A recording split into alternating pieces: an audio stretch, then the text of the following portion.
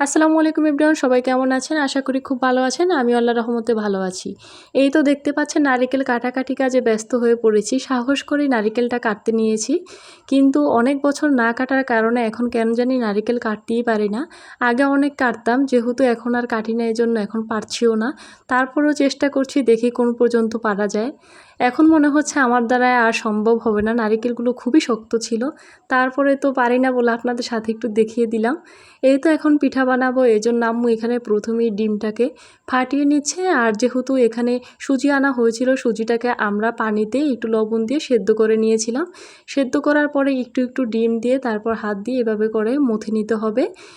তারপর বলতে পারেন মিক্স করে নেওয়া হচ্ছে বা যাই হোক, এই যে এভাবে করে আমরা মথে নিব। তারপর আমার মথে নেওয়া শেষ হয়ে গিয়েছে। এ পর্যায়ে রান্না করে চলে আসলাম। এসে এখানে চুলায় একটি কড়াই বসিয়ে দিলাম। কড়াই বসিয়ে দিয়ে পরিমাণ মতো এখানে তেল দিয়ে দিলাম। তেলটা গরম হওয়ার পরে এখানে আমি পিঠাগুলো ভাজতে থাকবো। এই পিঠাটা হচ্ছে রসবড়া পিঠা বলে থাকি আমরা। জানি না কোন কোন দেশে কী নামে আপনারা বলে থাকেন। যাই হোক, আজকে আপনাদের সাথে শেয়ার করব। এই তো এখানে অল্প একটু ডো দিয়ে আমি দেখছিলাম যে তেলটা গরম হয়েছে কিনা। তো তেলটা গরম হওয়ার পরে আম্মু এখানে পিঠাগুলো দিয়ে দিচ্ছে এভাবে গোল গোল করে, যেভাবে আমরা বড়া পিঠা বানিয়ে থাকি আর কি। এই তো দেখতে পাচ্ছেন এখন পিঠাগুলো আমরা ভেজে নিচ্ছি।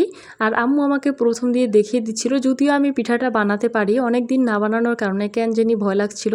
এই পিঠাটা একটু সুচিবাই বলতে পারেন আপনারা সবাই। কেউ যদি হঠাৎ দেখে ফেলে বা কোনো কিছু মন্তব্য করে থাকে, অনেক সময় ফেটে যায়, এজন্য আর কি আম্মু আমাকে প্রথম দেখিয়ে দিচ্ছিল। আরেক পাশে এখানে শিরা করার জন্য পানি দিয়ে তারপর পরিমাণ মতো চিনি দেওয়ার পরে তেজপাতা, দারচিনি, এলাচ দিয়ে দিলেই হয়। তো ওই পাশে আমি এখন পানিটাকে অনেকক্ষণ ধরে ফুটিয়ে নিব, তারপর দুধ অ্যাড করে দিব। আর এই পাশে তো এখন পিঠাগুলো আমি ভাজছিলাম। যাই হোক, ভাজার পর আপনাদের দেখাবো এই পিঠাগুলো প্রচুর পরিমাণে ফুলে। প্রথম একটু কম ফুলে, কিন্তু লাস্টের দিকে একটু বেশি ফুলে। এই তো কথা বলতে বলতে পিঠাগুলো ভেজে নিচ্ছি আর এখন উঠিয়ে নিচ্ছিলাম। তো আপনারা আমার সাথে থাকেন এবং দেখতে থাকেন আমি কি করছি এবং পিঠাগুলো লাস্ট পর্যন্ত কীভাবে বানালাম। যদি আপনারা শিখতে চান এবং ভিডিওটি ভালো লেগে থাকে তাহলে ধৈর্য সহকারে লাস্ট অবধি দেখবেন। এটা আপনাদের কাছে আমার একটা রিকোয়েস্ট আছে। যাই হোক, অল্প একটু ভিডিও দেখলে কিন্তু অনেক কিছু শেখাও যায় না আর জানাও যায় না। যদি পুরো ভিডিওটা আমরা কারোই হোক দেখে থাকি তাহলে কিন্তু আমরা অন্য কিছু হলেও একটু শিখতে পারি। এই তো কথা বলতে বলতে আবারও এখানে পিঠাগুলো এভাবে করেই ভেজে নিচ্ছিলাম আর আপনাদের সাথে দেখিয়ে দিচ্ছিলাম। কাছে নিয়ে একটু দেখিয়ে দিচ্ছিলাম আসলে পিঠাগুলো কীরকম আকারে আমি বানিয়েছিলাম। একদমই সহজ একটি পিঠা।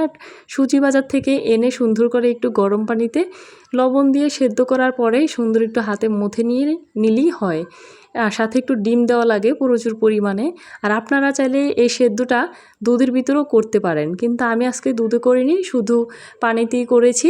আর যেহেতু তাড়াহুড়ো ছিল, এই তো দেখতে পাচ্ছেন পানিটা ফুটে যাওয়ার পর এখন আমি কিছু গুঁড়া দুধ গুলিয়ে তারপর এখানে অ্যাড করে দিলাম। এখন ভালো করে একটু নেড়ে চেড়ে দিচ্ছি, আরেক পাশে পিঠাগুলো ভেজে নিচ্ছি। আশা করছি আমার আজকের এই ভিডিওটি আপনাদের কাছে খুবই ভালো লাগবে এবং যদি ভালো লাগে লাইক কমেন্ট শেয়ার করতে আপনারা একদমই ভুলবেন না। যাদের ভালো লাগে তারা একটু স্টার গিফট করে আমাকে হেল্প করবেন, আমি যাতে স্টার চ্যালেঞ্জটা পূর্ণ করতে পারি। এই তো লাস্ট পর্যায়ে পিঠাগুলো দেখতেই পাচ্ছেন কি সুন্দর করে ফুলে উঠছে, মাশাআল্লাহ বলতে কেউ ভুলবেন না। যদিও ওই পিঠাটা খেতে খুবই মজা, যেহেতু অনেক ডিম দেওয়া পড়ে আর সাথে থাকে সুজি, এজন্য। এই তো এখানে দুধ জাল করার পর ভেজে রাখা পিঠাগুলো আমরা এখন দুধের ভিতরে দিয়ে দিচ্ছি বা শিরাতে দিয়ে দিচ্ছি। কথাবার্তায় ভুল হলে ক্ষমার দৃষ্টিতে দেখবেন, সব প্রসেসিংটি তো আপনাদের সাথে শেয়ার করেছিলাম। আর নারিকেল আমি ভেঙেছি এমনি করে, কিন্তু এই পিঠাতে দেওয়া হয়নি। এই তো ভাজছি আর আপনাদের সাথে কথা বলছি, আরেক পাশে আম্মু এখানে দুধে এই পিঠাগুলো চুবিয়ে নিচ্ছিল। এই তো এখন আমি আবার লাস্টে যে পিঠাগুলো ভাজতেছিলাম এগুলো হয়ে গিয়েছে, এখন আমি উঠিয়ে নিচ্ছি। আজকের ভিডিওটা এ পর্যন্তই থাকলো, দেখা হবে নতুন কোনো ভিডিও নিয়ে। ততক্ষণ সবাই ভালো থাকবেন, সুস্থ থাকবেন। ভালো লাগলে লাইক কমেন্ট করবেন আর একটু স্টার গিফট করতে কেউ ভুলবেন না যদি ভালো লেগে থাকে। আজকের মতো পর্যন্তই।